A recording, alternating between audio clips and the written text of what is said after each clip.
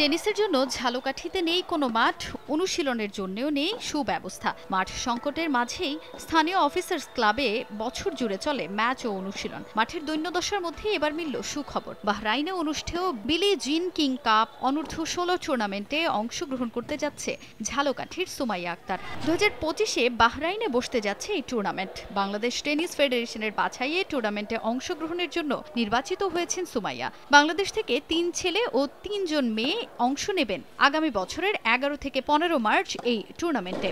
নানা প্রতিবন্ধকতার পরও টুর্নামেন্টে অংশগ্রহণের সুযোগ পেয়ে উচ্ছ্বসিত সুমাইয়া। বিশ্বের মঞ্চে বাংলাদেশের পতাকা উঁচিয়ে ধরতে নিজের সেরাটা দেওয়ার লক্ষ্য সেরেনা উইলিয়ামসের ভক্ত এই কিশোরীর।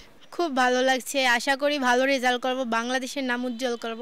এর আগেও ঝালকাঠি জেলা থেকে বেশ কয়েকজন আন্তর্জাতিক টুর্নামেন্টে দেশের হয়ে প্রতিদ্বন্দ্বিতা করে সুনাম বয়ে এনেছেন। ভবিষ্যতেও এ ধারা অব্যাহত রাখার প্রত্যয় জেলা সংগঠকদের। ঝালকাঠি থেকে এর আগেও সুস্মিতা সেন সে এই খেলায় অংশগ্রহণ করেছিল, সে ওইভাবেই করেছিল। তা আমি চাই যে আরও আমার খেলোয়াড় আছে যারা অন্য অন্য জাতীয় পর্যায়ে খেলায় অংশগ্রহণ করেছে, এবং আমার এখানে বর্তমানে 25 থেকে 30 জন ছেলে মেয়ে প্রশিক্ষণ দেয়। আমি চেষ্টা করব আগামীতে আরও যাতে টেনিস উন্নয়ন করতে পারি।